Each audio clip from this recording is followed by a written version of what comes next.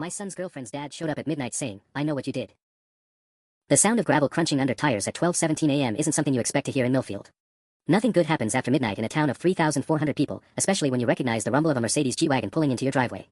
I was still awake, hunched over my laptop at the kitchen table with a cold cup of coffee and 3 manila folders spread across the surface. Bank statements, tax documents, and printed emails, everything I'd spent the last 2 months collecting on Richard Hartwell. The same Richard Hartwell whose headlights were now cutting through my living room window. My son Jake was upstairs, probably texting his girlfriend Emma, Richard's daughter, planning their weekend date to the movies. The kid had no idea what her father had been doing to him behind the scenes. No idea that his sudden string of job losses over the past 6 months wasn't just bad luck. 3 sharp knocks echoed through the house. Deliberate. Controlled. I quickly closed the laptop and shoved the folders into the kitchen drawer, my heart hammering against my ribs. Through the peephole, Richard stood under my porch light wearing a navy suit despite the late hour. His silver hair was perfectly styled, and his jaw was set in that same expression he wore in the business section of the Millfield Gazette every month. At 52, he looked every inch the successful car dealership owner who'd expanded into real estate and half the commercial properties downtown. I opened the door but kept the chain latched. "Tom." His voice was steady, but I caught the tension underneath. "We need to talk. It's past midnight, Richard. Whatever this is about can wait until. I know what you did." The words hit like a punch to the gut. My mouth went dry, and I found myself searching his face for any hint of what exactly he knew. The tax documents I'd photographed at his office Christmas party. The conversations I'd recorded with his former employees. The anonymous tip I'd sent to the IRS 3 days ago. "I don't know what you're talking about." I kept my voice level, but my palms were sweating. Richard's laugh was humorless. "Come on, Tom. You think I got where I am by being stupid? You've been asking questions around town. My secretary mentioned seeing you in the parking lot after hours. And then there's the interesting phone call I received today from a very concerned federal agent." My stomach dropped. The IRS worked fast when they had solid evidence, but I hadn't expected them to contact him this quickly. "May I come in?" Richard stepped closer to the door. "Unless you prefer to have this conversation where your neighbors can hear."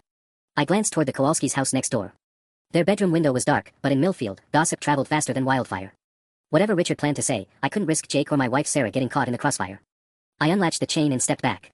Richard entered my home like he owned it, his expensive shoes clicking against my hardwood floors. He surveyed the living room, the worn leather couch Sarah had been wanting to replace, Jake's basketball trophies on the mantel, the family photos covering every available surface. "Nice place," he said, though his tone suggested otherwise. "Cozy." I closed the door and turned to face him, crossing my arms. "What do you want, Richard?" He smiled, but it didn't reach his eyes. "I want to discuss your son's future. And yours." The threat hung in the air between us like smoke. I gestured toward the living room, and Richard settled into my recliner, Sarah's favorite spot, like he was conducting a business meeting. "Let's start with what I know," he said, adjusting his cufflinks. 2 months ago, you started digging into my finances. You befriended my accountant's assistant, Linda Morrison, at Murphy's Bar.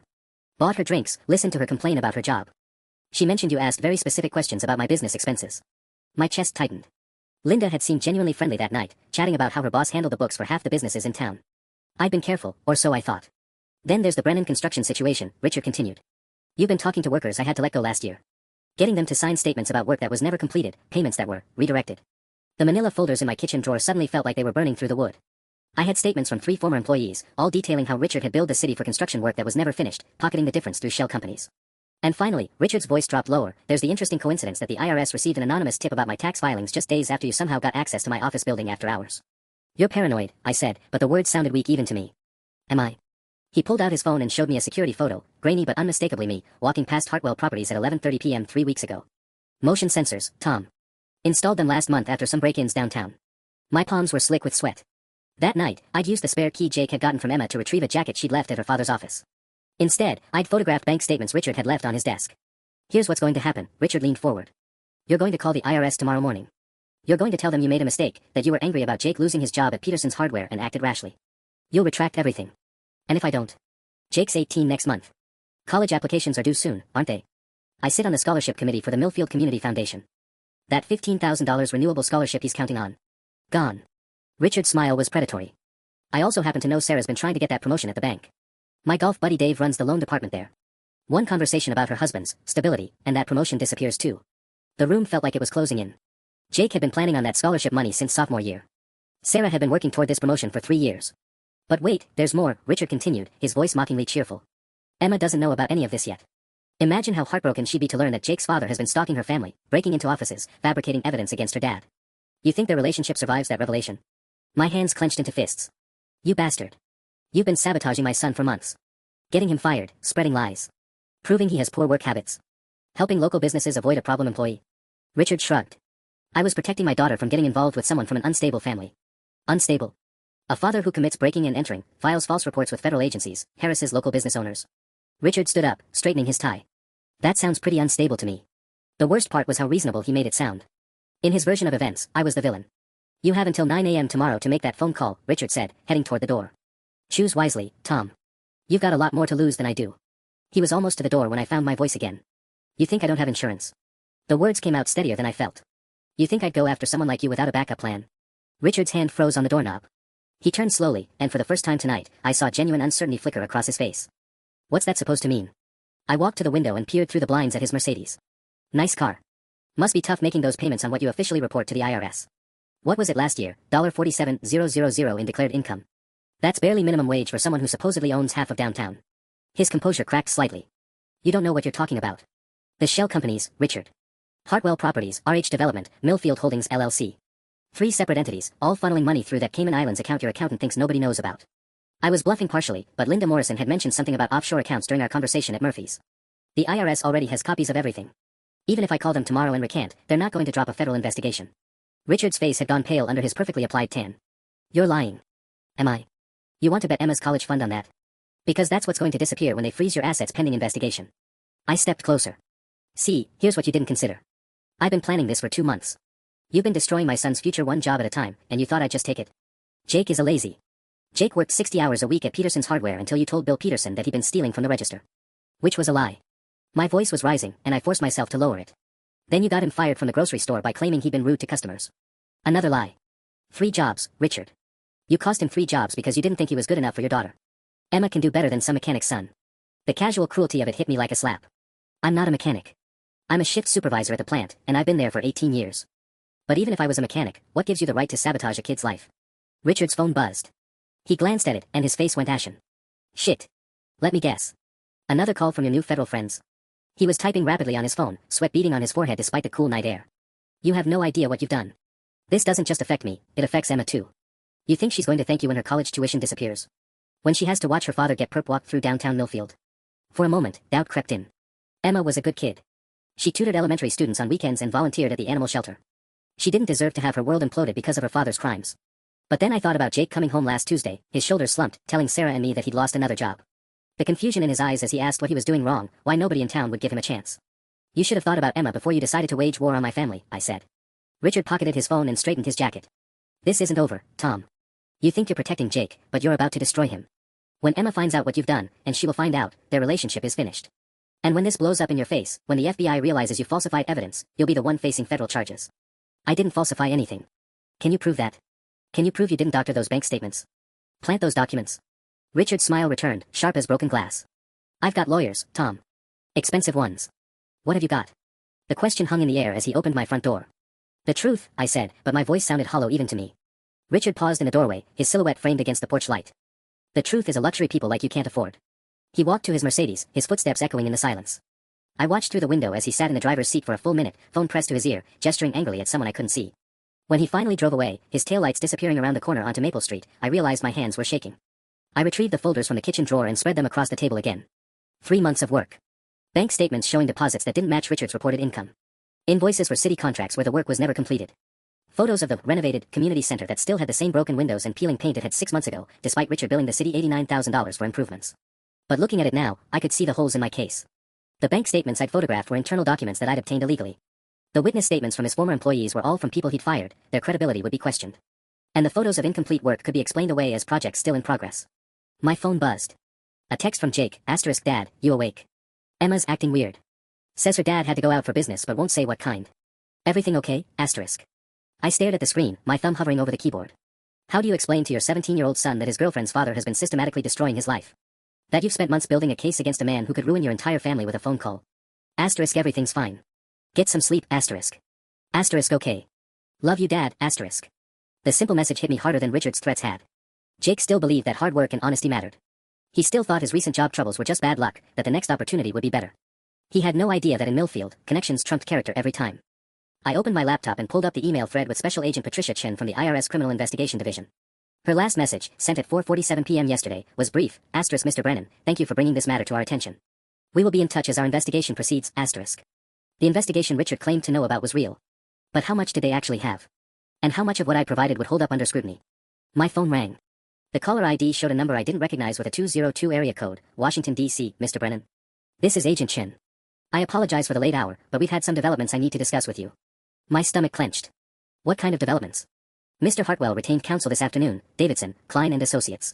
They're claiming that evidence in this case was obtained through illegal means and that you may have falsified documents. They're pushing for charges against you for breaking and entering, filing false reports, and evidence tampering. The room started spinning. Agent Chin, I didn't falsify anything. Everything I sent you is authentic. I believe you, but we have a problem. Some of the bank statements you provided show transactions from accounts that Mr. Hartwell claims were closed in 2019. His attorneys are saying you altered dates and account numbers to make legitimate transfers appear suspicious. That's impossible. I photographed those documents exactly as I found them. The problem is proving that. Without a warrant, those photographs aren't admissible anyway. And now his lawyers are claiming harassment, that you've been stalking their client and his family. I thought about the security footage Richard had shown me, about Linda Morrison mentioning my questions to the wrong person, about 3 months of careful investigation that was crumbling in real time. What happens now? I asked. We need to meet. Tomorrow morning, 9 a.m., at the Federal Building in Springfield. Bring everything you have, originals if possible.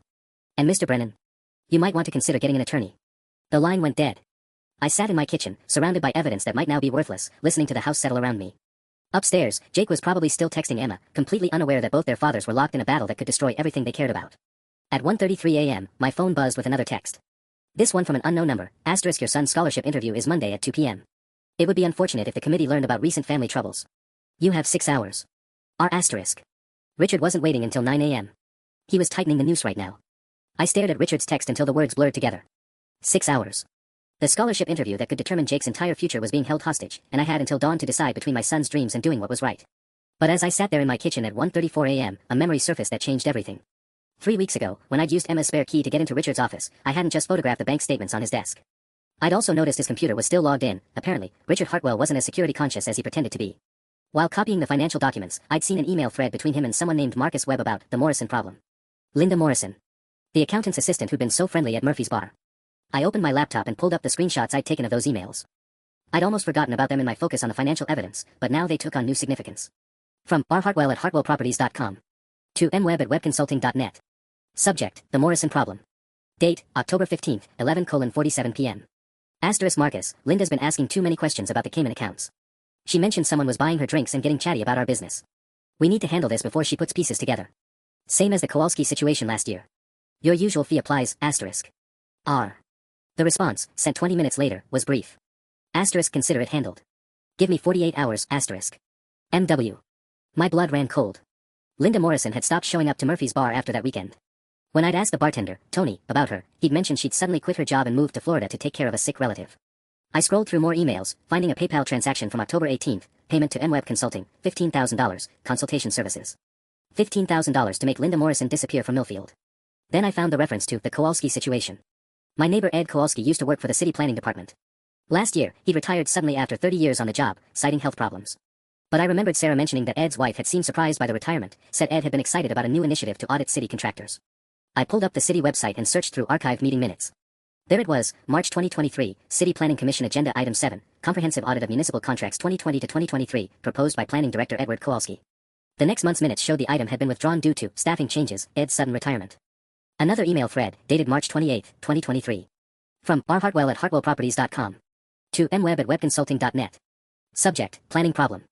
Asterisk the Kowalski audit could expose everything. He's got access to all the municipal contracts from the past 3 years. Need this resolved immediately, asterisk. Asterisk response, already in motion. Medical emergency for his wife should provide necessary motivation for early retirement. $25,000 this time given the timeline, asterisk. My hands were trembling as I read. Ed's wife, Margaret, had been hospitalized last March for what everyone thought was a heart attack. But she recovered completely, and the doctors had never been able to explain what caused it. Richard Hartwell wasn't just a tax cheat. He was systematically silencing anyone who got too close to his operation, and he had someone helping him do it. I grabbed my phone and started to dial Agent Chen's number, then stopped. It was almost 2 a.m., and these emails proved I'd accessed Richard's computer illegally. Would they help my case or make it worse? Then my phone buzzed with another message. This time it was from Jake. Asterisk Dad, something's wrong with Emma. She just called crying, says her dad got a phone call and now they have to move. Like, immediately. Her dad's making her pack tonight. She's scared and doesn't know why. Can you call Mr. Hartwell? Maybe you can help, asterisk. Richard was running. Whatever Agent Chen had told him about the investigation had spooked him enough to flee Millfield entirely, and he was dragging Emma with him. I thought about my son upstairs, probably staring at his phone waiting for Emma to text back, not understanding why the girl he loved was being ripped away from him in the middle of the night. Richard had spent months destroying Jake's opportunities because he thought our family wasn't good enough. Now he was taking Emma away from everything she knew to avoid facing the consequences of his crimes. The scholarship interview was still 5 hours away, but it didn't matter anymore. Richard had just made his biggest mistake. He'd hurt my son in a way that went beyond money or jobs. I forwarded the email screenshots to Agent Chen with a simple message: Richard Hartwell is fleeing with his daughter tonight. These emails prove he's been intimidating witnesses. My son's girlfriend is being taken against her will. Then I walked upstairs to Jake's room and knocked softly on his door. Dad? His voice was thick with confusion and worry. Son, we need to talk. I found Jake sitting on his bed, fully dressed despite the hour, staring at his phone with red-rimmed eyes. Emma's contact photo, the two of them at last month's homecoming dance, glowed on his lock screen. She won't answer, he said without looking up. Her last text was at 1:47. Just said, I have to go, and then nothing. I sat down beside him, the weight of the last 3 hours pressing down on my shoulders. Jake, there's something I need to tell you about Emma's father. About why you've been losing jobs. He finally looked at me, confusion replacing the worry in his expression. What do you mean? Before I could answer, my phone rang. Agent Chen, calling back at 2:23 a.m. I'll be right back, I told Jake, stepping into the hallway. Mr. Brennan, I've reviewed the emails you sent. We've got units heading to the Hartwell residence now, but there's something you need to know. Marcus Webb isn't just a consultant, he's a person of interest in 3 separate federal investigations spanning tax fraud, witness intimidation, and conspiracy. If Richard Hartwell has been using Webb's services, this case just became much bigger than municipal contract fraud. Through Jake's doorway, I could see him pacing now, phone pressed to his ear, leaving another voicemail for Emma. Agent Chen, Emma Hartwell is 17 years old. If her father is taking her across state lines, we're treating it as a potential kidnapping until we can confirm she's traveling voluntarily. I need you to ask your son everything he knows about their relationship, their plans, anywhere she might have mentioned wanting to go. Any detail could help us find them. I hung up and returned to Jake's room. He was standing at his window, looking out at the Kowalski house next door, where every light was now on. Dad, Mr. Kowalski is loading suitcases into his car. At 2:30 in the morning. What the hell is happening? My stomach dropped. If Richard was cleaning house, Ed Kowalski would be on his list. The man who tried to audit the municipal contracts, whose wife had mysteriously fallen ill, forcing his retirement. Jake, I need you to pack a bag. Now. What? Why? Because Emma's father has been involved in some very serious crimes, and I think we might be in danger too. I pulled out my phone and called Agent Chen back. We've got another problem. Edward Kowalski, my neighbor, he's in the emails too. Richard had him forced into early retirement last year. Kowalski's packing up right now. We'll send a unit to check on him. Mr. Brennan, I need you and your family to go somewhere safe until we can assess the situation. Through the window, I watched Ed Kowalski help his wife Margaret into their Honda Civic. Even from a distance, I could see her hands shaking as she clutched her purse. Dad, you're scaring me. Jake's voice was small, younger than his 17 years. Is Emma okay? Is someone going to hurt her? The question I've been dreading. How do you tell your son that the girl he loves might be caught in a web of federal crimes? That her father, the man who'd seemed so successful, so respectable at school events, was potentially dangerous? I don't know, I said honestly. But we're going to do everything we can to make sure she's safe. My phone buzzed with a text from Sarah, flight delayed in Denver. Won't be home until noon. Everything okay, ? Sarah. I'd forgotten she was supposed to return from her sister's wedding today. At least she was 1,200 miles away from whatever was happening in Millfield. Jake was shoving clothes into his backpack, moving with the mechanical precision of shock. This is about the scholarship, isn't it? Emma's dad never wanted us together. He stopped, pieces clicking together in his mind. The jobs. Peterson's Hardware, the grocery store. He got me fired, didn't he? I nodded, watching 17 years of trust in the world crumble in my son's eyes. Why? The word came out broken. I never did anything to him. I was polite, I worked hard, I treated Emma with respect. Why would he destroy my life? Before I could answer, the sound of squealing tires echoed from the street. Through the window, we watched Ed Kowalski's Honda speed away into the darkness, leaving tire marks on the asphalt.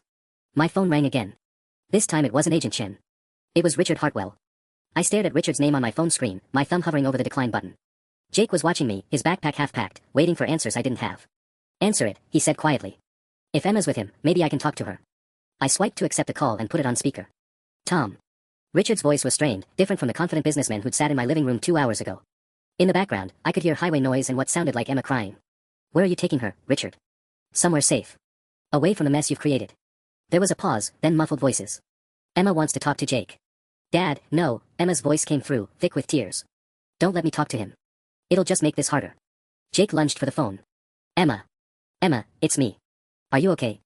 Where are you going? Jake. Her voice cracked. I'm so sorry. Dad told me everything. About your jobs, about what he did to you. I had no idea, I swear I had no idea. None of this is your fault, Jake said, his own voice breaking. Just tell me where you're going. I'll figure out a way to. No. Richard was back on the line. You'll stay away from my daughter. Both of you will stay away if you know what's good for you. Richard, listen to me, I said, trying to keep my voice calm. The FBI is already involved. Running makes this worse, not better. Bring Emma home. His laugh was bitter. Home. To what? You think they'll let me keep my businesses? My house? Emma's college fund? The highway noise got louder, like he'd accelerated. Marcus was supposed to handle you the same way he handled Morrison and Kowalski. Make you disappear, relocate somewhere far from Millfield. But you had to be clever, didn't you? Had to play detective. Jake grabbed my arm. What does he mean, make you disappear? My blood ran cold. Richard, what did Marcus Webb do to Linda Morrison? Exactly what he was paid to do. New identity, new life in Pensacola, nice little apartment near the beach. Same deal he gave Kowalski's wife when she started asking too many questions about her husband's sudden retirement. Margaret Kowalski is alive. Of course she's alive. What kind of monster do you think I am? Richard's voice rose. The woman in the hospital bed was an actress. Margaret's been living comfortably in Arizona for 8 months while Ed thinks she's dead. Marcus specializes in making problems disappear without actually hurting anyone. The pieces were rearranging themselves in my head. Not witness intimidation, witness relocation. Not murder, elaborate disappearances designed to control the people left behind. That's kidnapping, I said. Fraud. Federal crimes, Richard. It's business. Everyone gets what they want. Linda gets a fresh start away from her gambling debts. Margaret gets away from a husband who ignored her for 30 years. Ed gets early retirement with full benefits. Win-win-win. Jake was staring at me with growing horror. Emma, you don't have to go with him. This is crazy. She's my daughter, Richard snapped. She goes where I say until she's 18. 3 months, Emma's voice was stronger now, defiant. I turn 18 in 3 months, and then I'm coming back. To Jake, to Millfield, to my real life. By then, there won't be anything to come back to, Richard said. Your boyfriend's family will be gone, relocated for their own protection. The scholarship committee will have awarded that money to someone more deserving. The bank will have found someone more stable than Sarah for that promotion. You son of a bitch, I said. Sarah doesn't even know about any of this. She will when she comes home to find FBI agents searching her house, freezing her accounts pending investigation into her husband's criminal activities. Richard's voice carried a satisfied edge. Marcus is very thorough. By tomorrow afternoon, the whole Brennan family will be Millfield's biggest scandal. My phone buzzed with another call. Agent Chen. I have to take this, I told Richard. Don't bother. Chen's about to tell you that Marcus Webb disappeared 6 hours ago. Along with about $2 million from various client accounts. Richard's laughter was sharp. Turns out I wasn't his only problem client. The man's a professional at making himself vanish. I switched to Agent Chen's call. Mr. Brennan, we've got a situation. Marcus Webb cleaned out multiple accounts and disappeared. We think he's been running a witness relocation scam for years, making people disappear voluntarily by threatening their families, then charging clients premium rates for the service. Through my other ear, I could still hear Richard's voice, tell Jake that Emma says goodbye. Wait. Jake shouted, but the line had gone dead. Agent Chen was still talking, we need you in protective custody until we can sort this out. How quickly can you and your son be ready to leave? I looked at Jake, who was frantically trying to call Emma back, getting voicemail every time. Agent Chen, I said, what if we don't want protection? What if we want to help you catch them? Agent Chen's silence stretched for 10 seconds before she responded. Mr. Brennan, these people have made careers out of making problems disappear. You and your son aren't equipped to. Richard's desperate, I interrupted, watching Jake pace frantically around his room. He's making mistakes. That call just now. He revealed Marcus Webb's entire operation because he's panicking. Use that. Jake stopped pacing and stared at me. Dad, what are you thinking? I'm thinking Emma doesn't want to disappear. She said she's coming back in 3 months when she turns 18. Richard can't keep her against her will forever, and he knows it. Agent Chen's voice sharpened with interest. What exactly are you proposing? Richard still thinks he's in control. He believes Marcus Webb is going to make us disappear like the others, which means he'll keep Emma close by until that happens. If Webb really has vanished with $2 million, Richard's going to realize he's been abandoned. When that happens, he'll panic even more. Through the window, I could see more lights coming on in houses across the neighborhood. Word was spreading about the Kowalski situation, and soon everyone in Millfield would know something was wrong. The scholarship interview, I said suddenly. It's at 2 p.m. today. Monday. Richard threatened Jake's scholarship specifically because he knew it mattered most. Jake's eyes widened. You think he'll come back for it? I think he can't resist twisting the knife. Even on the run, Richard Hartwell won't be able to leave without destroying that scholarship opportunity. It's personal now. Agent Chen was typing rapidly on her end. The interview is at Millfield Community College, correct? Public location, multiple exit routes, easy to secure. Emma will be with him, Jake said firmly.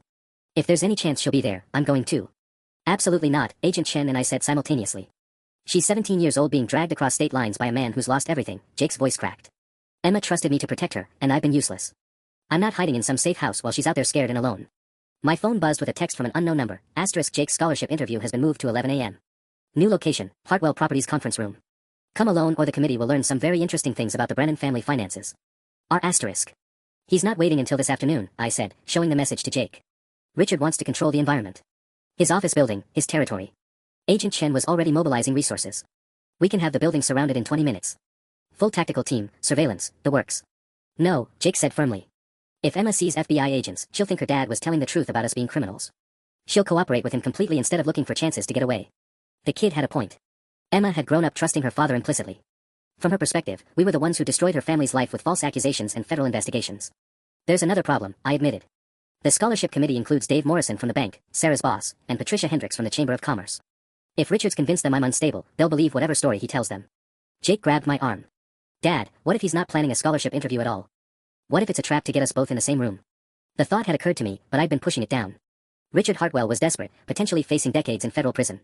Men in that position sometimes made choices that seemed impossible just hours earlier. Agent Chen, I said, how quickly can you verify if there's actually a scholarship committee meeting at 11 a.m.? On it. Keyboard clicks, then a pause. Mr. Brennan, I'm showing the committee meeting was cancelled on Friday.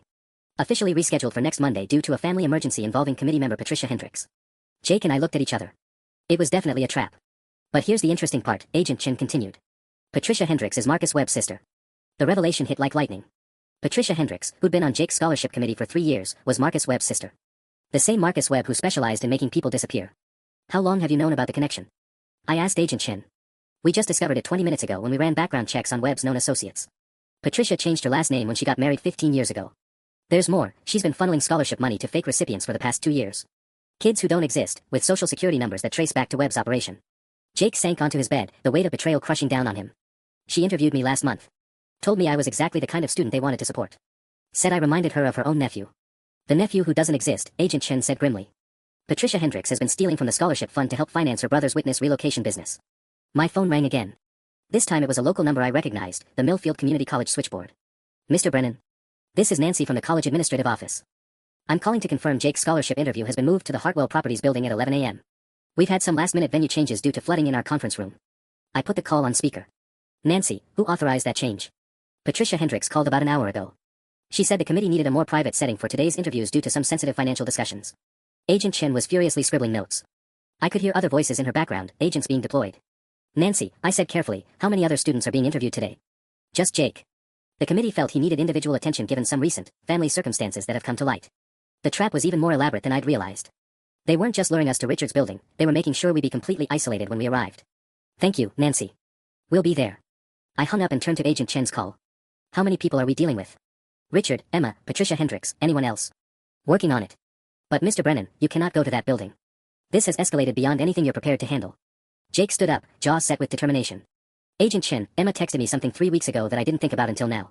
She said her dad had been having late-night meetings with her Aunt Patty about family business. I thought she meant Christmas planning. Patricia Hendricks is Emma's aunt. Richard's sister-in-law, Jake confirmed. Emma's mom died when she was 12. Patricia helped raise her. The family connections were deeper than any of us had realized. Emma wasn't just Richard's daughter, she was Patricia's surrogate child. Which meant Patricia had as much motivation as Richard to protect their operation. There's something else, I said, remembering a detail from earlier. When I was researching Richard's finances, I found regular payments to something called educational consulting services. $1,500 every month for the past 18 months. Agent Chen's typing accelerated. That's one of Patricia Hendricks' shell companies. She's been taking monthly payments from Richard while simultaneously overseeing Jake's scholarship application. The scope of the manipulation was staggering. They'd been planning this for over a year, carefully positioning Jake as the perfect candidate while simultaneously sabotaging his job opportunities. The scholarship interview was supposed to be his salvation. Instead, it was the final piece of their trap. Dad, Jake said quietly, what if Emma doesn't know? About her aunt, about any of this? What if she thinks she's being rescued instead of kidnapped? That possibility terrified me more than any threat Richard had made. If Emma trusted Patricia Hendricks, she might cooperate willingly with whatever they had planned. My phone buzzed with another text, *1 hour, Tom. Come alone, and Jake gets his interview. Bring backup, and Emma learns some very interesting things about her boyfriend's criminal father. Your choice. P***. Patricia Hendricks was taking control of the situation. Agent Chen, I said, staring at Patricia's text, we've got a new problem. Patricia Hendricks is now calling the shots, not Richard. Jake was reading over my shoulder. Aunt Patty always seemed so normal. She brought Emma soup when she had the flu last month. The most dangerous criminals often do, Agent Chen replied. We're running Patricia's financials now. If she's been skimming scholarship money for 2 years, we're talking about potentially hundreds of thousands of dollars. My laptop chimed with an email notification. The sender was ehendricks2006@gmail.com, Emma's personal account. Mr. Brennan, it read, *I'm borrowing Dad's phone to email you. Aunt Patty explained everything about the investigation and why we had to leave so quickly. She says you've been working with some very dangerous people who want to hurt our family. I don't understand why you would do this to us. Jake loves you so much, and you've been lying to him for months. I can't see him anymore. It's not safe for either of us. Please don't try to find me. Emma *. Jake read the message twice before the phone slipped from his trembling hands. She thinks I knew. She thinks I was part of some conspiracy against her family. The careful psychological manipulation was working perfectly. Patricia and Richard had isolated Emma from anyone who might tell her the truth, then fed her a version of events that painted us as the villains. There's more, Agent Chen said. Her voice had taken on the clipped tone of someone delivering very bad news. We just discovered that Marcus Webb didn't disappear with $2 million. He never existed. What do you mean? Marcus Webb is Patricia Hendricks. Same social security number, same bank accounts, same everything. She's been using a male alias for her criminal activities while maintaining her respectable community image as Patricia. The witness relocations, the intimidation schemes, the financial fraud, it's all been her operation from the beginning. Jake's face had gone pale. Emma's aunt is the one who made people disappear. We're still working out the details, but it appears Patricia convinced Richard to pay her for services that were largely fictional. Linda Morrison really did move to Florida, but she went voluntarily after Patricia offered her money to relocate and stay quiet. Margaret Kowalski is actually living with her sister in Phoenix, also voluntary, also paid for by Patricia using money skimmed from various sources. So no one was actually kidnapped. Not until now. Emma is the first person who's been taken against her will, which means Patricia is improvising. That makes her exponentially more dangerous. My phone rang. Jake grabbed it before I could stop him. Emma? Is that you? Jake, oh God, I'm so scared. Emma's voice was barely a whisper. Something's wrong. Dad and Aunt Patty keep arguing, and she has a gun. She says we can't go back to Millfield because the FBI is looking for us, but I don't understand what we're supposed to have done. Where are you? I'm coming to get you. No. Aunt Patty says if anyone comes looking for us, she'll have to protect the family. I think she means she'll hurt people, Jake. I think she'll hurt you. The line crackled with interference, then Patricia's voice came through. That's enough family reunion time. Jake, your interview starts in 45 minutes. Don't be late. The call ended, leaving us with the sound of static and Jake's ragged breathing. Agent Chen's voice cut through the silence. Units are in position around the Hartwell Properties building. But Mr. Brennan, if Patricia Hendricks really has a weapon and feels cornered, this situation could go very wrong very quickly. I looked at my 17-year-old son, who was staring at his phone like he could will Emma to call back. 45 minutes to save the girl he loved from a woman who'd spent years perfecting the art of making people disappear. The silence in Jake's room stretched for 30 seconds before he stood up, grabbed his car keys from his dresser, and headed for the door. Where do you think you're going? I blocked his path. To get Emma. Aunt Patty, Patricia, whatever her name is, she's lost it completely. You heard Emma. The woman has a gun and she's talking about protecting the family. Jake's voice cracked on the last word. Dad, what if she decides Emma knows too much? What if she thinks the only way to keep her quiet is to make her disappear like the others? The thought had been gnawing at me too. Patricia Hendricks had built her entire operation on voluntary relocations, people who wanted to disappear. But Emma was 17, terrified, and desperate to come home. She wasn't going to cooperate indefinitely. Jake, listen to me. Agent Chen has federal agents surrounding that building. If we go charging in there, then Emma dies thinking I abandoned her. He pushed past me into the hallway. I'm not letting that happen. My phone buzzed with another message from Patricia, *38 minutes, Tom. Jake's scholarship depends on punctuality. Oh, and bring the manila folders from your kitchen drawer. All of them, *. She knew about the evidence I'd collected. Which meant she'd been watching our house, probably for weeks. Agent Chen's voice crackled through my phone speaker. Mr. Brennan, we've got movement at the target location. Richard Hartwell just pulled into the parking garage, but our thermal imaging shows 4 people in the building, not 3. Who's the 4th person? Unknown. Could be another committee member, could be Muscle Patricia hired for backup. I heard her speaking to someone else. Get me visual confirmation on all occupants, and tell the tactical team to be ready for multiple hostiles. Jake had made it halfway down the stairs before I caught his arm. Son, if we do this wrong, Emma gets hurt. Is that what you want? What I want is my girlfriend back safe. He turned to face me, and I saw 17 years of trust and respect warring with desperate love in his eyes. Dad, you taught me that sometimes doing the right thing means taking risks. That standing up to bullies is worth it even when you might lose. This isn't high school politics, Jake. This woman has been running federal crimes for years. And she's got Emma. He pulled free of my grip. I'm going. You can come with me or stay here, but I'm not abandoning her. Through the living room window, I could see 3 unmarked FBI vehicles positioned at strategic points around our neighborhood. Agent Chen's people were already treating this as a hostage situation. My phone rang again. This time the caller ID showed Patricia's name. Tom, I can see the FBI surveillance from my office window. Very impressive response time. Patricia's voice was calm, almost cheerful. Unfortunately, it complicates our timeline somewhat. Patricia, let Emma go. She's not part of this. Oh, but she is. You see, Emma's been learning some very interesting things about her family's business practices over the past few hours. About scholarship funds that were redirected to help people start fresh lives. About her father's creative accounting methods that allowed him to fund charitable relocations for people in desperate situations. You're brainwashing her. I'm educating her. Emma's a bright girl, she understands that sometimes laws have to be bent to help people who can't help themselves. Linda Morrison was drowning in gambling debt and an abusive ex-husband. We gave her a new life. Margaret Kowalski was trapped in a loveless marriage with a man who ignored her for 30 years. We gave her freedom. Jake grabbed the phone from my hand. Where is she? Let me talk to Emma. Hello, Jake. Emma's right here, but she's busy helping her Aunt Patty prepare for your interview. Did you know that our scholarship program has helped relocate over 40 people in the past 3 years? 40 individuals who needed fresh starts, new identities, chances to escape situations that were slowly killing them. The scope of Patricia's operation was staggering. 40 people, which meant hundreds of thousands of dollars in skimmed scholarship money, forged documents, and carefully orchestrated disappearances. You're insane, Jake said. I'm effective. And in 32 minutes, you'll have the chance to join our program voluntarily. Full scholarship to any college you choose, anywhere in the country. New identity, new life, far away from parents who use their own children as weapons against innocent families. What about Emma? Emma will have choices to make when she turns 18 in 3 months. But for now, she's safest with family who actually care about her well-being. The line went dead. Jake stared at the phone, his face cycling through confusion, rage, and determination. Dad, he said finally, she's going to make Emma disappear too, isn't she? The same way she did with Linda Morrison and Margaret Kowalski. I nodded, not trusting my voice. Then we don't have 32 minutes to figure this out. Jake headed for the door again. We have whatever time it takes Patricia to convince Emma that running away is her best option. Agent Chen's voice cut through the morning air via my phone speaker. All units, we've got a problem. Richard Hartwell just left the building alone. Repeat, the target has left without his daughter. Through our front window, I could see Richard's Mercedes pulling out of downtown Millfield, heading toward the highway. Patricia had just cut her last tie to the old plan. Now it was just her, Emma, and whatever she thought she needed to do to protect 20 years of carefully constructed lies. I watched Richard's Mercedes disappear around the corner onto Highway 9, my stomach dropping with the realization that he'd just abandoned his own daughter. Whatever Patricia had told him, it was convincing enough to make him flee alone. Agent Chen, I said into the phone, Richard just left Emma with Patricia. This isn't a family dispute anymore, it's a kidnapping. Copy that. We're moving to active hostage protocols. I could hear her coordinating with multiple teams. Mr. Brennan, I need you and Jake to stay exactly where you are until we... Jake was already out the front door, jogging toward his beat-up Honda Civic parked in our driveway. I ran after him, catching his arm as he fumbled with his keys. Son, wait. Think about this. I am thinking. His hands were shaking but his voice was steady.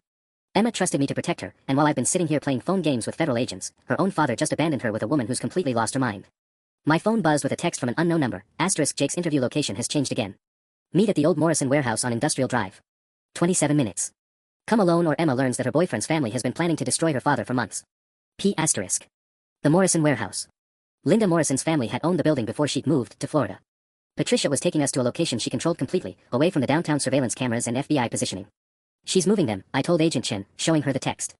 Industrial Drive Warehouse District. That's 5 miles outside your perimeter. Agent Chen's response was immediate. Units are redirecting now. But Mr. Brennan, if she's taking them to a secondary location, it means she's preparing for an endgame. You cannot follow them. Jake had gotten his car started and was backing out of the driveway. I had about 3 seconds to decide whether to let him go alone or violate every piece of federal advice I'd received in the past hour. I jumped into the passenger seat just as Jake shifted into drive. Dad, what are you doing? Something incredibly stupid. I buckled my seatbelt and called Agent Chen back. We're following them to the warehouse. Patricia spent months manipulating my son, she's not going to hurt him. But Emma's a loose end now that Richard's gone. Tom, do not engage with armed suspects. Do not attempt a rescue. Do you understand me? Through Jake's windshield, I could see Patricia's black SUV 3 blocks ahead, moving steadily through Millfield's empty Monday morning streets. In the passenger seat, I caught a glimpse of blonde hair, Emma, very much alive but probably terrified. Agent Chen, how long until your units reach the warehouse?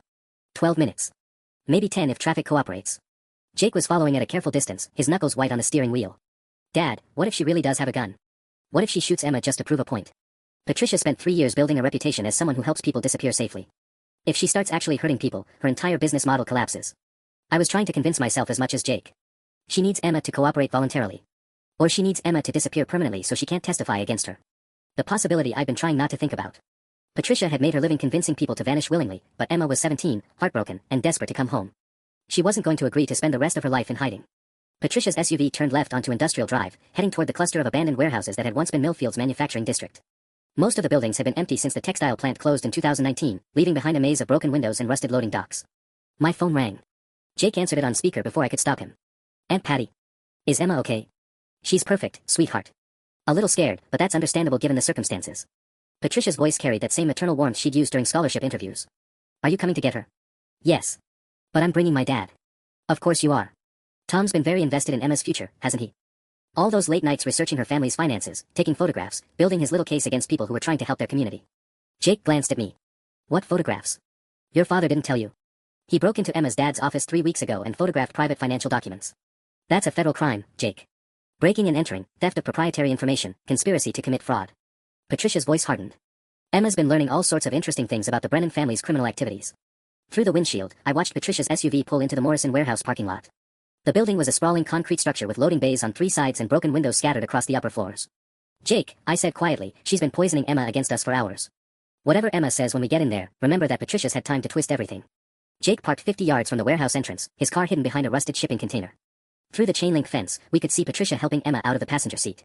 Even from this distance, Emma looked small and fragile against the industrial backdrop. My phone buzzed with Agent Chen's voice, eyes on target. We're 3 minutes out. Do not approach until we're in position. But Jake was already out of the car, walking toward the warehouse gate with the determined stride of someone who'd made an irreversible decision.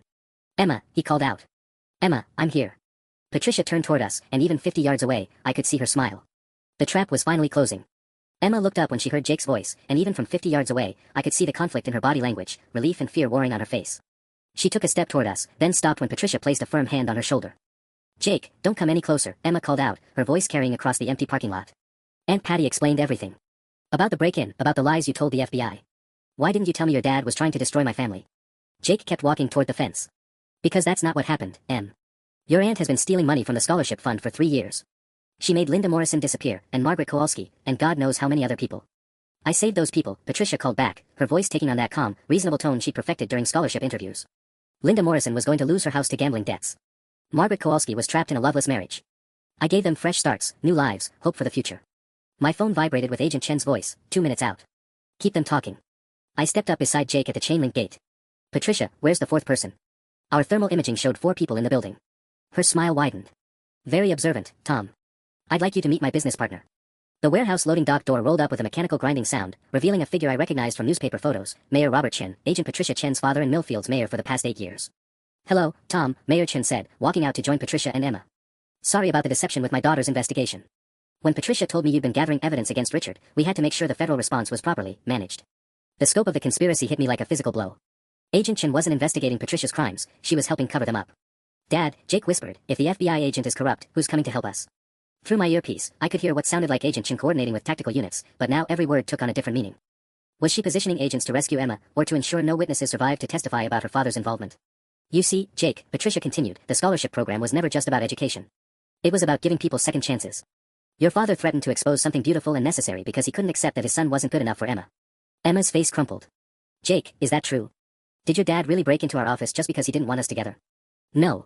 Jake grabbed the fence, his knuckles turning white. Emma, I love you. Everything I've ever told you was true. These people have been manipulating both of us for months. Mayor Chen checked his watch, a gold Rolex that definitely wasn't purchased on a public servant's salary. Patricia, we need to move. My daughter's units will be here soon, and she can only delay them for so long without raising suspicions. Move where? Emma's voice cracked with fear. Uncle Bob, you said this was just about keeping me safe until the FBI investigation was over. Patricia and Mayor Chen exchanged a look that made my blood run cold. Emma had been calling him Uncle Bob because she trusted him. The mayor had been part of her extended family, someone she'd known since childhood. Emma, sweetheart, Patricia said gently, things have gotten more complicated than we expected.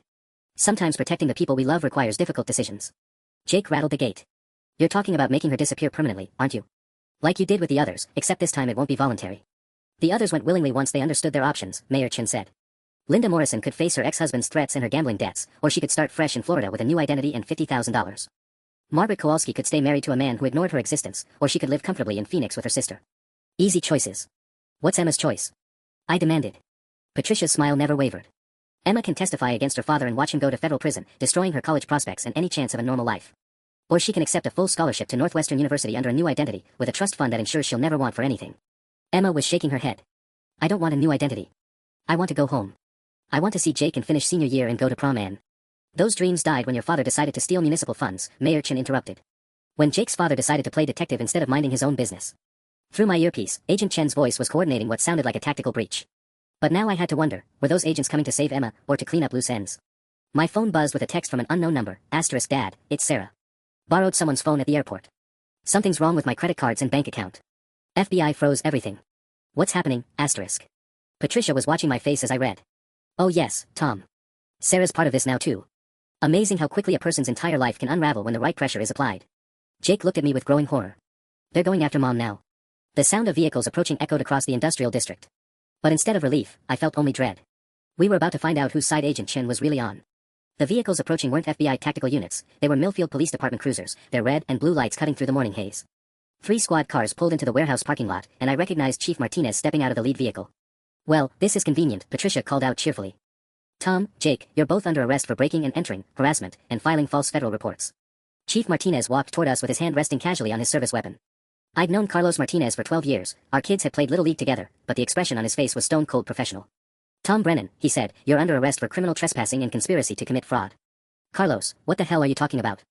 I backed away from the fence as 2 more officers flanked us. Patricia Hendricks has been running a money laundering operation through the scholarship fund. She kidnapped Emma Hartwell. Emma's with her legal guardian, Chief Martinez replied. Patricia has temporary custody papers filed with the state, signed by Richard Hartwell before he fled to avoid federal prosecution. Jake spun toward me. Dad, is that legal? Can she just take custody of Emma like that? Through the fence, I could see Patricia showing Emma an official-looking document. Even from this distance, I could see Emma's shoulders sagging as she read whatever was written there.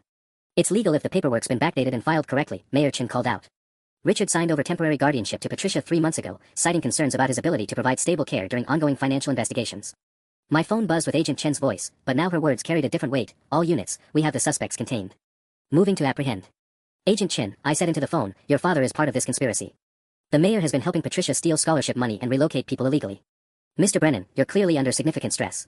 My father is the one who contacted federal authorities about your illegal activities. Mayor Chen has been cooperating with our investigation for weeks. The pieces clicked into place with sickening clarity. Agent Patricia Chen wasn't corrupt, she'd been fed false information by her own father. Mayor Chen had been playing both sides, reporting my criminal activities to the FBI while helping Patricia cover her tracks. Chief Martinez stepped closer, handcuffs ready. Tom, don't make this harder than it needs to be. You're looking at federal charges for the break-in, plus state charges for harassment and filing false police reports. What about Emma? Jake demanded. She's 17 years old.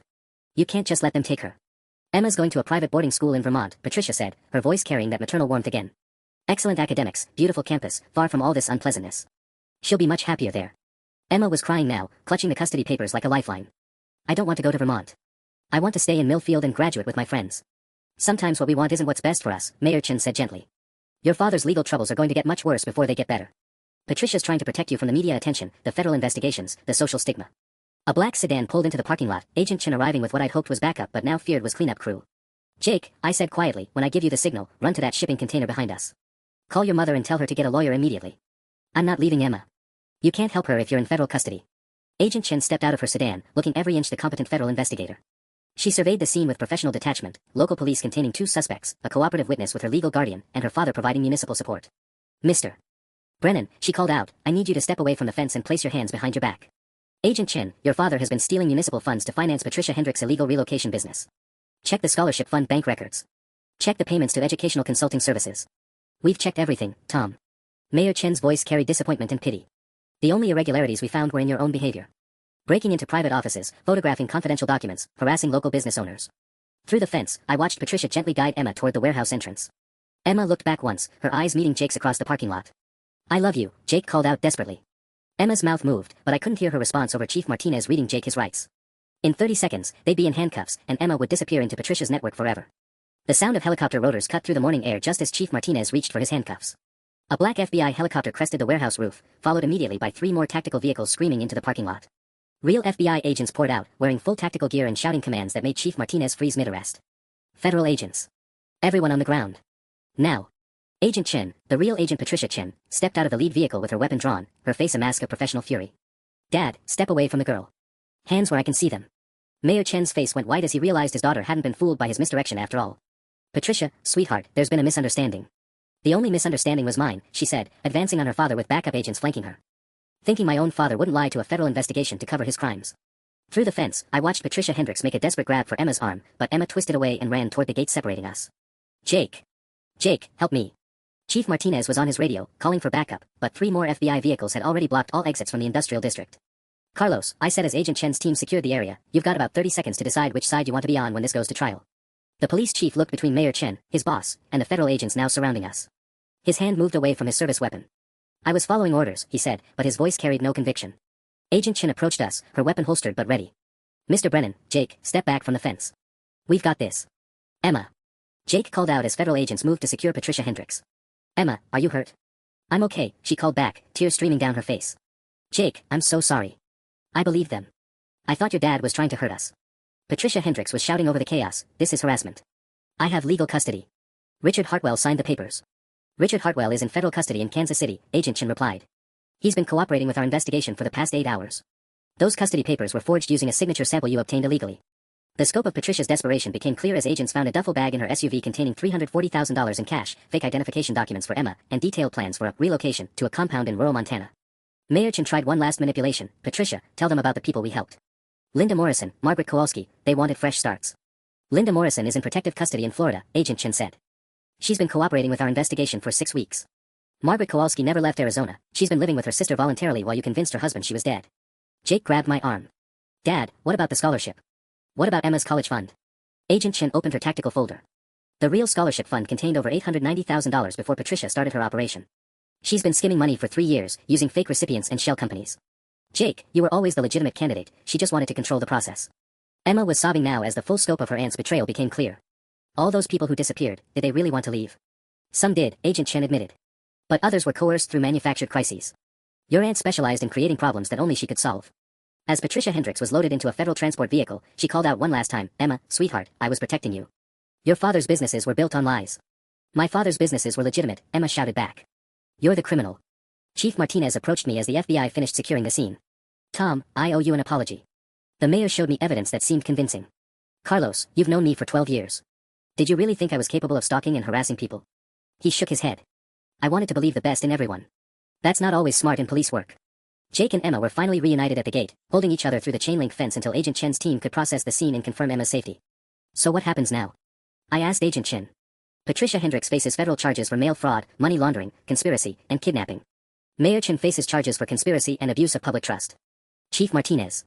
She looked at the police chief. "That depends on how cooperative he wants to be." Jake looked up from where he was holding Emma's hand through the fence. "What about the scholarship?" Agent Chen smiled, the first genuine smile I'd seen from her. "The scholarship committee will meet next week. I think you'll find they're very interested in helping a young man who showed this much courage protecting someone he loves." Richard Hartwell was returned to Millfield 3 days later, facing reduced charges in exchange for his cooperation. Emma moved back into their house, and life slowly returned to normal. Jake got the scholarship. Emma got her senior year. And I learned that sometimes the most dangerous criminals are the ones who convince you they're trying to help. The title of the story was right, I did know what Richard had done. But I never suspected what Patricia was doing until it was almost too late.